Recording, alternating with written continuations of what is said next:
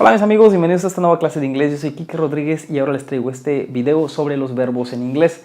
Los verbos en inglés son muy importantes. Ya sabrán ustedes que se clasifican en regulares e irregulares, pero también tienen algunas terminaciones y de acuerdo a esas terminaciones así es como se les clasifica o así es como se les nombra. Entonces tenemos lo que es verbos en su base form o en su forma base, verbos en infinitivo, verbos en gerundio, verbos en tercera persona y verbos en pasado y verbos en participio pasado. Es muy importante que sepamos cómo están escritos los verbos porque de esta manera va a repercutir directamente en hacer nuestras conjugaciones verbales para los diferentes tiempos que existen en inglés. Los verbos regulares son aquellos que se les agrega ed a su forma en pasado y ed a su forma en participio pasado y por lo tanto es la misma. Te voy a poner el caso como es estudiar, study en presente. El verbo originalmente es study, se dice que es en infinitivo o en su forma base study. Después se le va a agregar ed, pero hay algunas reglas. Studied. Se le cambia la y por i latina y se agrega ed. Esto es en pasado. Mientras que en participio pasado también sucede lo mismo que en pasado. Cuando te encuentres con un verbo con estas características, que en pasado es igual a su participio pasado y termina en ed, estamos hablando de que estás frente a un verbo regular. Los verbos irregulares, por su parte, cambian, como es el caso del verbo go. El verbo go cambia a su pasado y es totalmente diferente, es went, y en participio pasado también es completamente diferente y es gone. Aquí estamos frente a un verbo irregular. Ya que te he explicado los verbos, cuáles son los regulares y los irregulares, ahora te voy a explicar con esos mismos ejemplos cómo se escribe en las diferentes formas para que tú puedas identificarlos perfectamente bien. Tenemos en su base form, en el caso del verbo estudiar, es simplemente study. ¿Sí? Se dice que esta es la forma base del verbo. Ahora tenemos lo que es en infinitivo, to study. En infinitivo se caracterizan los verbos porque llevan to study, y hacen las terminaciones ar, ir para nosotros en español. Por ejemplo, to study es estudiar, lleva la terminación ar. Esta terminación ar, estudiar, nos dice que el verbo no está conjugado ni en presente, ni en pasado, ni en futuro. Simplemente es un verbo sin conjugar. Después tenemos lo que es gerundio.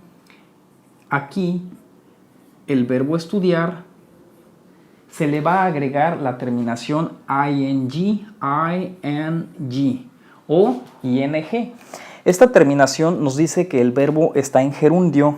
En este caso, studying, estudiando, terminación ando. Los verbos en gerundio se utilizan para los tiempos continuos, para los tiempos donde lleva verbo to be más un verbo en gerundio, como este. Después tenemos lo que es para presente simple las terceras personas. Las terceras personas son he, she, it, él, ella o eso. Y aquí el verbo se le va a agregar una s para estas personas.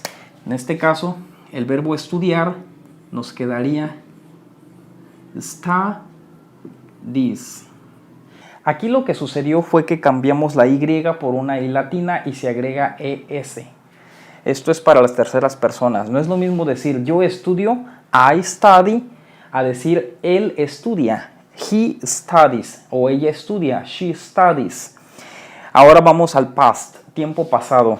Para el tiempo pasado, cuando hablamos de un verbo regular, como ya les había dicho hace un momento, el verbo se le agrega ed o llevan la terminación ed. Esa es la característica de los verbos regulares en pasado que terminan en ed.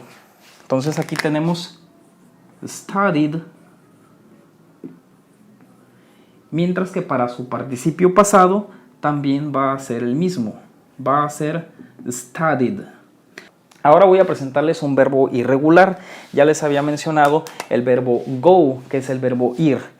En su base form o forma base tenemos lo que es go, ir. También se le conoce a los verbos en base form o forma base, se les conoce como que están en infinitivo sin to, ¿sí? O están en presente. Ahora vamos en infinitivo. Tenemos aquí to go. Después tenemos en gerundio, agregamos ing, y nos queda going. Después vamos a la tercera persona para he, she, it. Nos quedaría goes. Se agrega es. ¿Sí? Y ahora vamos con el pasado. Como les había dicho hace un momento, cambia completamente. Entonces aquí nos quedaría went. Nada que ver. Los verbos irregulares, su pasado no necesariamente es igual al presente, siempre cambia. Ahora tenemos para past participle, aquí nos quedaría gone. Como vemos, estas son las terminaciones y son, pues son bastante notorias. Vamos a ponerles otro ejemplo con uno de los verbos más sencillos que tenemos, como es el caso del verbo watch, que es el verbo mirar. Tenemos en su base form watch. En infinitivo, to watch, mirar. Después tenemos en gerundio, watching. En tercera persona, watches, se le agrega es, ¿sí? Después en pasado. Este verbo se pronuncia watched, watched. Ahora tenemos en past participle. También es igual, watched. Ahora vamos con otro verbo irregular,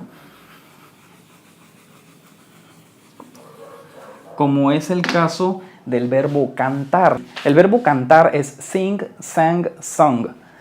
Vamos a ver, tenemos base form, sing, cantar. En infinitivo, que es to sing, terminación ar, cantar. Ahora en gerundio tenemos singing. Ahora en tercera persona tenemos sings. Aquí en la tercera persona simplemente se le agregó la S. La regla dice que les vamos a agregar una S cuando terminan en consonante, como aquí es una G, es consonante. Pero cuando terminan en CH, no podemos agregar, por ejemplo, watch, no se puede, esto no se debe hacer, simplemente le vamos a agregar la ES completo, watches, para poderlo pronunciar, watches. Después tenemos en pasado, tenemos sang, y por último en pasado participio, sung.